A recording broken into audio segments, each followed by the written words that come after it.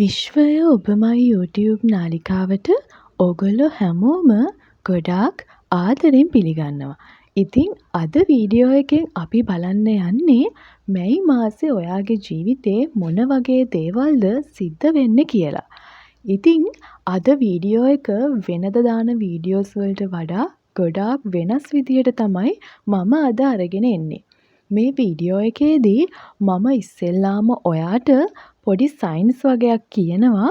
ඔයා බලන්න ඕනේ මේ දේවල් වලින් එකක් හරි ඔයාට ගැලපෙනවද කියලා. ඉතින් මම මේ කියන දේවල් වලින් එකක් හරි ඔයාට ගැලපෙනවා නම් ඔයාට මේ වීඩියෝ එක දිගටම බලන්න පුළුවන්. ඒ වගේම ඔයාට හිතෙනවා නම් මම මේ වීඩියෝ එක බලන්නම ඕනේ කියලා ඔයාටත් මේ වීඩියෝ එක ඉස්සරහට බලාගෙන යන්න පුළුවන්.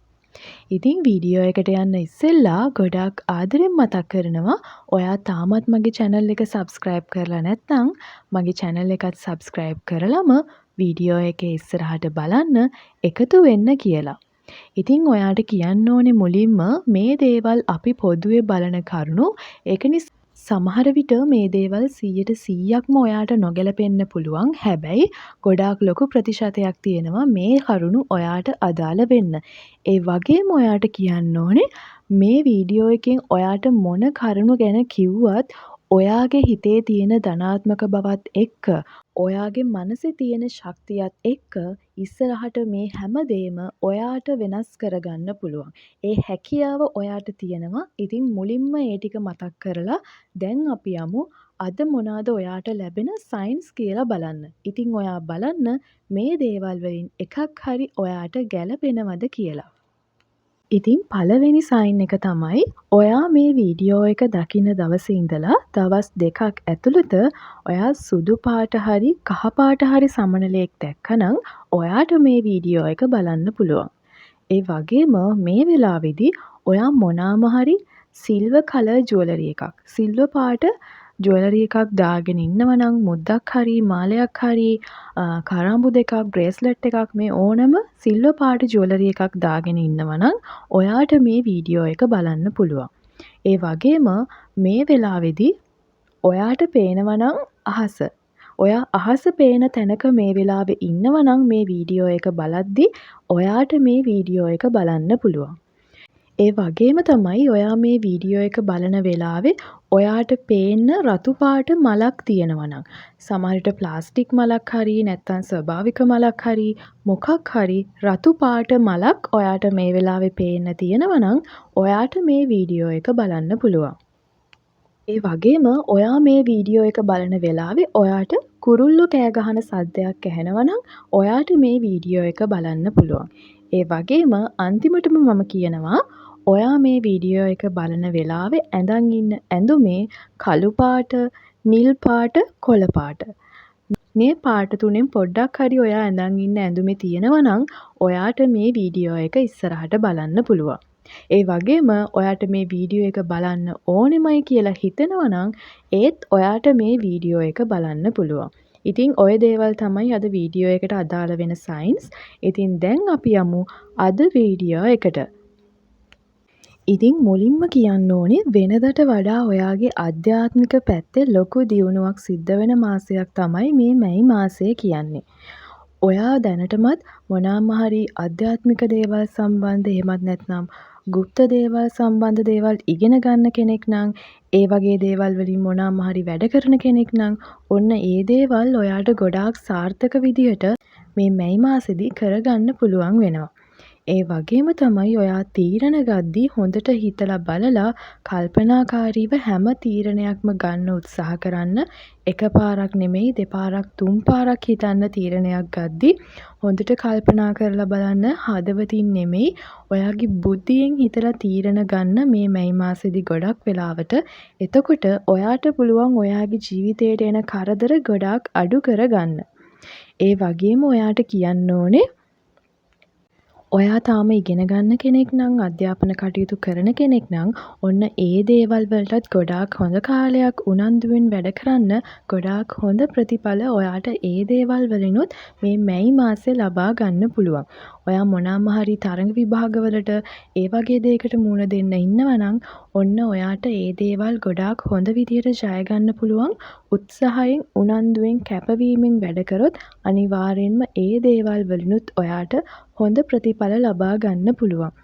ඒ වගේම ඔයාට කියන්න ඕනේ මේ මැයි මාසෙදී වෙන කාටවත් ඔයාව පාවිච්චි කරන්න දෙන්න එපා.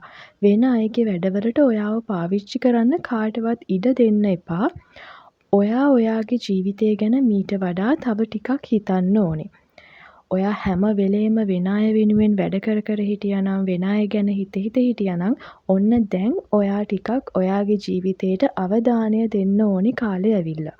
මේ මැයි මාසෙදී ඔයා වෙනදට වඩා ඔයා ගැන අවධානය දෙන්න ඕනේ. ඔයාගේ සෞඛ්‍ය ගැන හිතන්න ඕනේ. ඔයාගේ රූපය ගැන හිතන්න ඕනේ.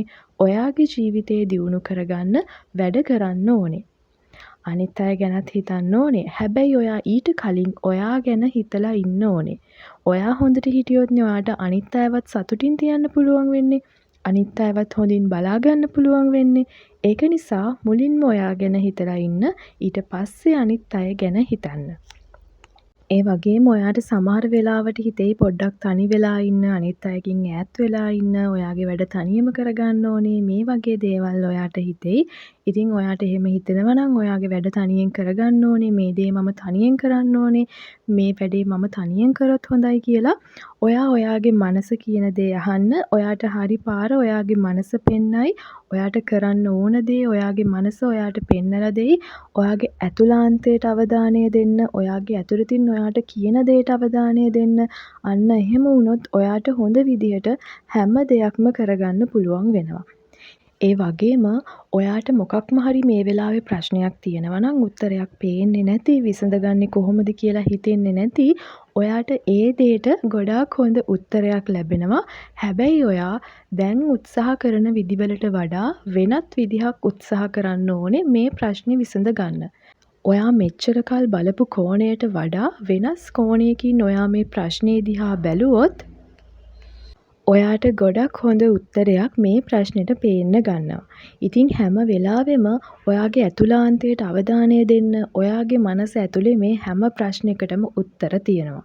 ඔයා පොසිටිව් විදිහට මේ ප්‍රශ්නේ දිහා බැලුවොත්, ඔයා දැන් බලනවට වඩා වෙනස් විදිහකට මේ දිහා බැලුවොත් අනිවාර්යෙන් ඔයාට හොඳ උත්තරයක්, සාර්ථක උත්තරයක් මේ ප්‍රශ්නෙට ලැබෙනවා. ඉතින් ඔයාගේ ආදරය, විවාහ ජීවිතය, පවුල ගැන කියද්දී ඔයා වෙනදට වඩා කතා කරන වචන ගැන, ඔයාගේ ක්‍රියාවන් ගැන පොඩ්ඩක් සැලකිලිමත් වෙන්න. ඉතින් ඔයා එහෙම වුණොත් ඔයාට එන්න තියෙන පොඩි පොඩි හිත් රිදවීම් ඔයාට වළක්ව ගන්න පුළුවන්. ඔයා අනිත් අයත් එක්ක හරිම සතුටින් සැහැල්ලුවෙන් ඉන්න හැම වෙලාවෙම උත්සාහ කරන්න. ඔයා ආදරය කරන අයත් එක්ක වැඩ කරද්දී එයාලට හරිම ආදරණීය විදිහට, එයාලට ගෞරවයක් දැනෙන විදිහට එයාලට කතා කරන්න. පවුලයත් එක්ක වැඩ කරද්දී හරිම සහයෝගයෙන් ආදරණීයව වැඩ කරන්න.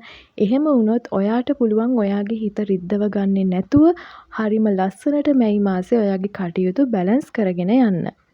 ඉතින් මේ දේවල් තමයි මට මැයි මාසේ වෙනුවෙන් ඔයාට කියන්න තියෙන්නේ. ඉතින් ඔයාට ඕනේ නම් මේ හැමදේම වෙනස් කරගන්න පුළුවන් ශක්තිය ඔයාට තියෙනවා. මම ආයෙත් ඒක මතක් කරන්නේ හැම දෙයකටම වඩා අපේ මනස තමයි බලවත්. ඒක නිසා ඒ දේ හොඳින් මතක තියාගන්න. ඉතින් වීඩියෝ එක හොඳයි කියලා හිතෙනවා නම් වීඩියෝ එකට ලයික් එකක් දාන්න. ඔයාගේ අදහසත් පහලින් කමෙන්ට් කරන් යන්න. ඒ වගේම මගේ channel එකත් subscribe කරන්න අමතක කරන්න එපා. ඉතින් දිගටම එකතු වෙලා ඉන්න. විශ්වය ඔබමයි YouTube නාලිකාවත් එක්ක.